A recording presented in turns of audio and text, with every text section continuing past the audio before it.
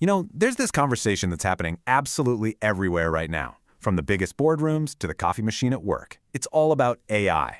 And really, when you strip away all the hype, it all boils down to one single deeply personal question. Is my job safe? I mean, that's the question, isn't it? It's what's driving this huge wave of anxiety through pretty much the entire professional world. And hey, if you're feeling that, I can tell you right now, you are definitely not alone. In fact, look at this. Data from the Pew Research Center shows that about half of the public is feeling anxious about AI's impact on society. So no, this isn't just some niche tech worry anymore. It's a mainstream thing. But what if the story we're all being told about mass job replacement is missing the most important detail? Okay, so let's really get into this, because this is where that popular robots are coming for our jobs narrative kind of falls apart. It all comes down to something called the viability calculation. See, here's the assumption that's fueling all the fear, right? We see some new AI model that can write code or create an amazing image, and we immediately think, well, that's it. That job's gone. But that kind of simple cause and effect thinking, it totally overlooks the one thing that drives every single business decision: money. An analysis of a really big MIT study puts it perfectly. It points to this huge and often completely ignored roadblock to mass automation: the cost. The reality is, just because a task can be automated, that doesn't mean it actually makes any financial sense to do it. And that brings us to this key term, economic viability. At the end of the day, adopting new tech is an economic decision.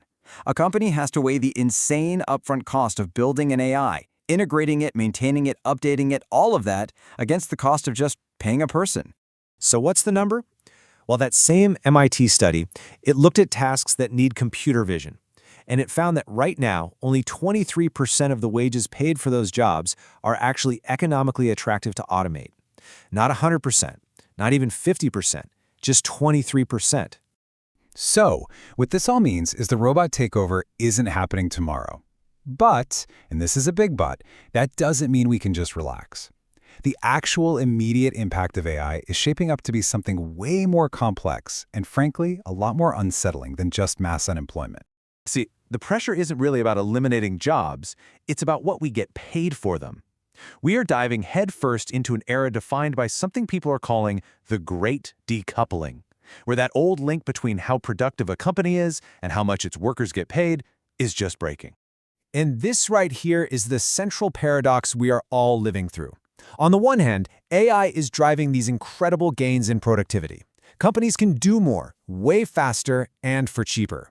But on the other hand, the OECD has found that real wages in half of its member countries are actually lower than they were just a few years ago.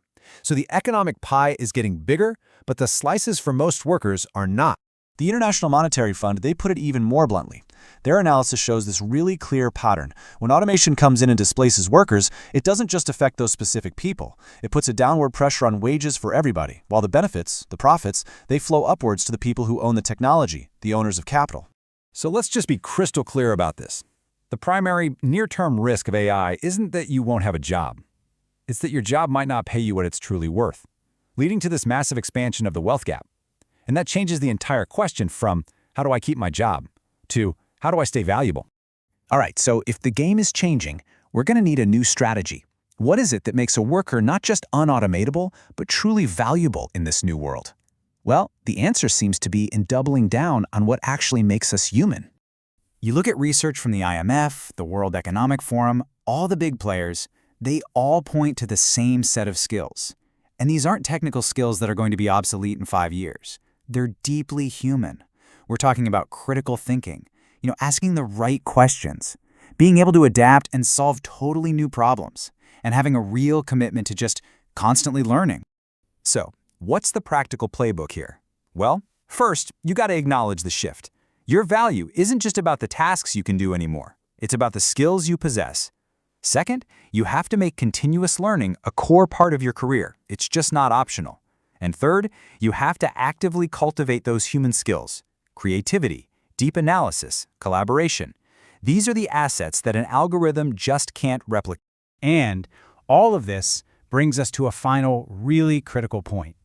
The future that we're heading into, it's not some predetermined destiny written in code. It is the direct result of choices that we are all making, right here, right now. Let's make no mistake about it. AI is going to generate enormous wealth. The tech works. It's going to keep getting better and more efficient. That part of the story is not in question. The real question is about distribution. It's about the policies we set, the ethics of our companies, and the societal values that will decide where all that new money actually goes. And that leaves us with maybe the most unsettling question of all.